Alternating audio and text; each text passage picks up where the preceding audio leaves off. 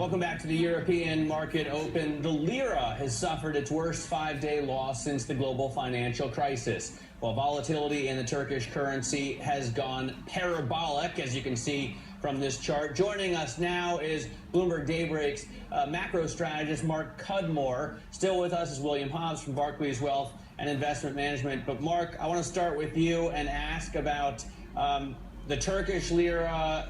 The fall has been amazing. I've been tweeting about it for a few days now. Where does it stop? Is there a natural equilibrium point here? I actually don't think there is a natural equilibrium. I think one of the problems in Turkey is that, unlike in most countries where the currency is depreciating and it starts ameliorating the situations, in Turkey, the currency depreciation is actually making the stress worse in terms that their external debt is so large. So corporates who have large dollar-denominated debt have to chase the move higher in dollar Turkey as it goes. So ultimately, I don't think this stops until the central bank comes in to support the currency. Does it stop until we get this view in government that cutting rates is the way to deal with inflation? I mean, certainly that's where, Erdoğan is always pushing. Erdoğan has always been the lead proponent of the idea that lower rates leads to lower inflation. And, when he said this first a couple of years ago, he was kind of laughed at. And some people have kind of given it more sympathy.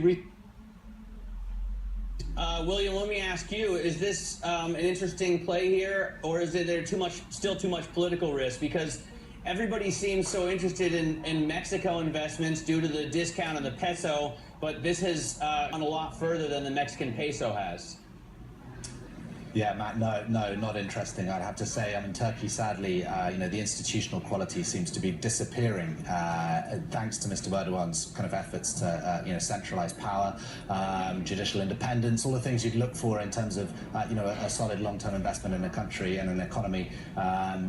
They're increasingly absent in terms of Turkey, and so this is not an area we'd be singling out. We like emerging markets generally, but we'd be focusing on EM Asia and steering well clear of Turkey in terms of direct investment.